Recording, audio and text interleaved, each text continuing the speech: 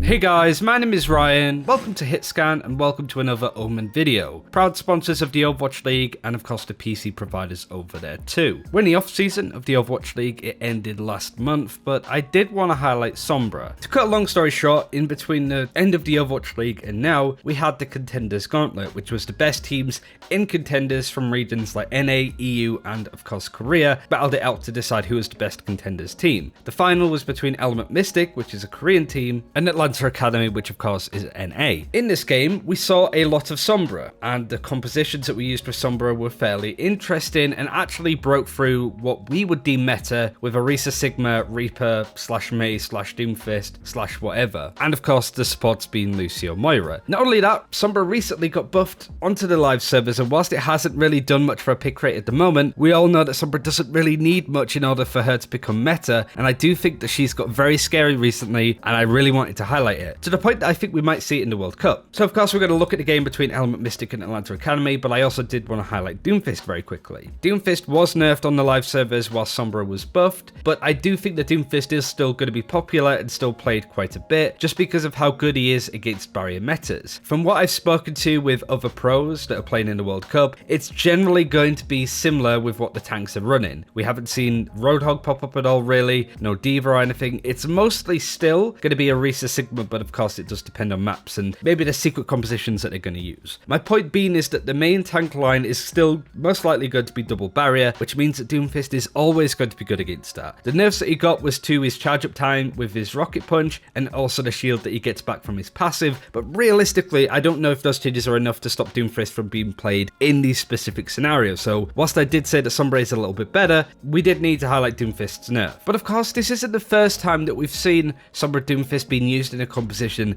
that is quite oppressive. Let's go back to Goat's comp. Here we are back in June for Korean Contenders, and hey look, it's Element Mystic again. They're playing against O2 Blast in their grand finals of that season, and as you notice in O2 Blast are running the old typical Goats comp. It's been a while since we've seen that, but as you're seeing, Element Mystic are again running Sombra Doomfist, and this is kind of why it works so well and why it's really good against oppressive metas. But it is worth noting that Sparkle and Doha are the best Doomfist and Sombras respectively in the world, so it does make sense why this works for them, but there are a few other examples of other teams that do use this, hence why we're talking about this now. Why does Sombra work so well against Goat's comp? Well, she's great at being able to get in behind and hack specific targets. The good thing about Goat's comp support wise is that you do have some fairly brittle heroes in the backline that you can maybe pick off. The likes of Zenyatta and Ana were popular back then, so hacking them and having the Doomfist follow up with that was sure to be a very successful kind of strategy. Of course, another big area is Sombra's EMP. It's one of the strongest ults in the game, especially for teams that like to stay grouped up, which they will be if you have a team running a lot of Lucio and Moira. How the current meta plays is very similar to Goats in how aggressive and deathbally it can be, so of course it makes sense that Sombra would be good here. Not to mention that a lot of the enemies have a get out of jail free card.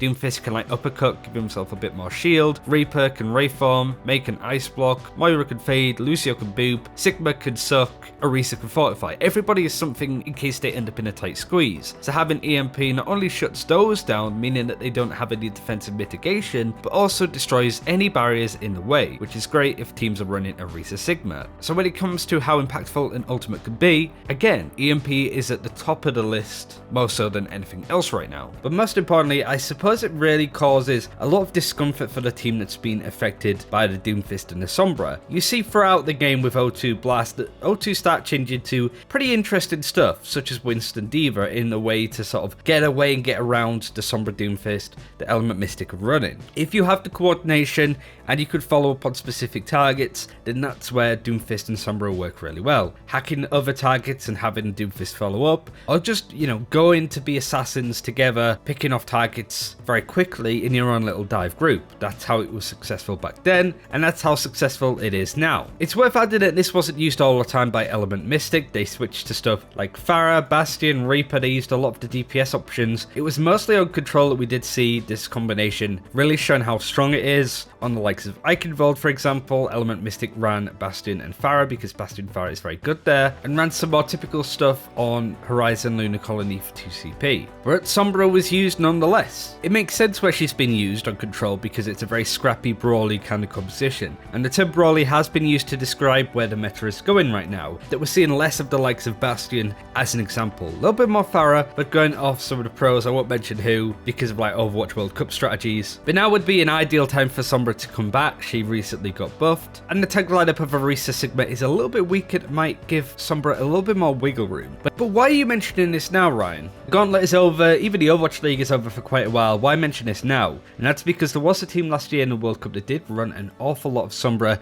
that may be looking at what Element Mystic have been doing and want to capitalize it on themselves, and that is Canada. Canada last year in the World Cup did run an awful lot of Sombra in their Sombra Goats. It would make sense why they have the likes of Chauffeur and Agilities on their side, but it was the whole idea of Canada like to run these strategies under Jane and the rest of the Canada squad, and considering that Element Mystic did show the impact that Sombra can have even now, even in this double barrier meta, it might go to show exactly where we see this composition used, even by the Koreans themselves. The only problem there, I suppose, is that neither Sparkle nor Doha are in the World Cup squad for 2019. And this kind of composition really does rely on you having a good Doomfist as well as a good Sombra to follow through. I'm not necessarily saying that this is going to become the meta, but it is an option for teams to run if they want to. And I feel that as time goes on, maybe Arisa starts to get a bit weaker post nerfs and all that jazz, Sombra Doomfist might come back in that fashion. It's not the most exciting for us to maybe be on the receiving end of it, but it's certainly very excited to watch, and I'm really interested to see where this competition goes. I wanted to do a nice quick video on this. Of course, there's a lot of focus on the future of Overwatch at this point, so I didn't want to do something too meta related, but of course you could expect an Omen video sometime next month going over some of the cooler stuff that we see in the World Cup. I'm very excited for Team UK to knock out Team USA again, and maybe even win the World Cup. Who knows at this point. Korea do look spicy though. Thanks for watching, and thanks to Omen for helping support this video. We recently went to EGX with them. It was a hell of a lot of fun. We even got to cast some Overwatch, and it was just really good. It was actually a really nice convention, and they had a pretty nice booth as well. You can check out all of their details in the description below. But thanks for watching, take care, we'll see you next time.